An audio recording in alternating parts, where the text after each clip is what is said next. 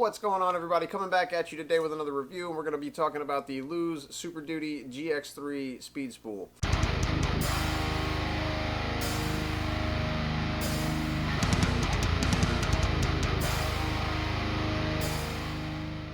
So I picked this reel up for throwing big baits and targeting big bass, but you can do a lot more than that with it, and we'll talk about it a little bit as we cover some of the features and the specs on the reel.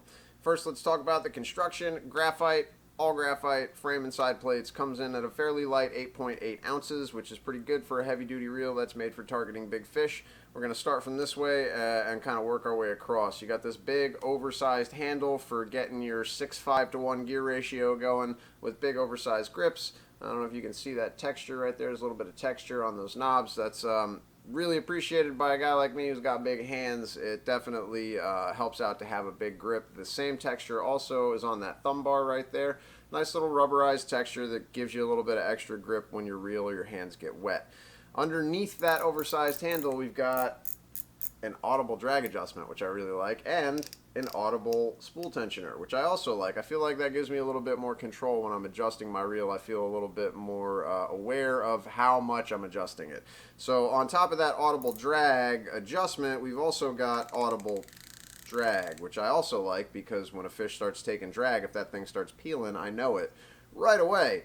On top of that, we've got 24 pounds of drag, which so far feels like 24 pounds. It's carbon fiber drag system, and it's super rigid, solid on hook sets, and I've given a couple of fish a little bit of drag just to see how it felt very smooth, but when I pin it and I just want to grind them to the boat, 5-6 pound fish, easily grind them to the boat, get them in the boat, record them, get them out. So that's been super impressive to me, honestly. For $139, which is what this reel costs, so far it's been really good. I have no complaints except, and it's not really that big of a complaint, there's a bait clicker on it, and the switch being right here sometimes causes me to make a cast and I bump it, and that happens, but a lot more exaggerated and for much longer duration, and scares the living crap out of me. But after I clean my shorts out and I switch the bait clicker back off, everything's fine. Doesn't affect the reel in any way that I can tell, but it does scare the living crap out of me. So if you're the type of person who palms your reel sometimes when you cast, pay careful attention to that and try not to do that, because you may do exactly that, and it, like I said, you'll think that your reel's about to blow up. But anyway, outside of that, zero complaints. This thing has performed super well for me, and I really don't have any issues as far as backlashes or anything like that with it. I'm throwing big baits. Even in the wind, I'm not having too many issues with it. If you were throwing something a little bit lighter than what I'm throwing and you wanted to adjust the braking system, you pull this little pin right here, you swing the side plate up, the side plate pops off, and then you've got your braking system exposed. It's a 6-pin braking system. There's 4 main pins and then 2 additional pins for if you're in windy conditions or something like that that's giving you a little bit of a hard time with your casts. I don't ever mess with those other 2 pins, throwing big heavy swim baits and stuff on it. I don't really see a need to. I haven't had a need to yet anyway, so I can't really attest to how well the braking system works outside of the 4 main pins, but I also haven't had any kind of issues. Just keeping the spool tensioner in the right place and knowing how to use my thumb, I've been fine. I don't think I backlashed this thing one time, to be honest with you. I could be wrong about that. Maybe when I had braid on it, I might have gotten some braid dug down into the spool and it backlashed a little bit. But anyway, so far, performance-wise, I'm super impressed with this reel.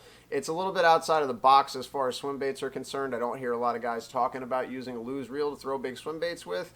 I just decided to kind of stray outside of my typical Shimano, Daiwa kind of deal and try something different.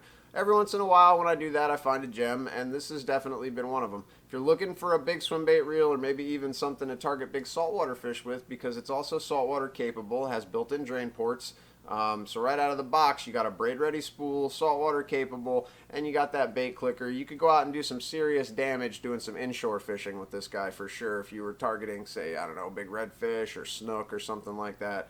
There's a lot of fun to be had with this thing. So overall, for $139.99, super impressed with the performance, super impressed with the 24-pound drag. Seems to be as advertised so far.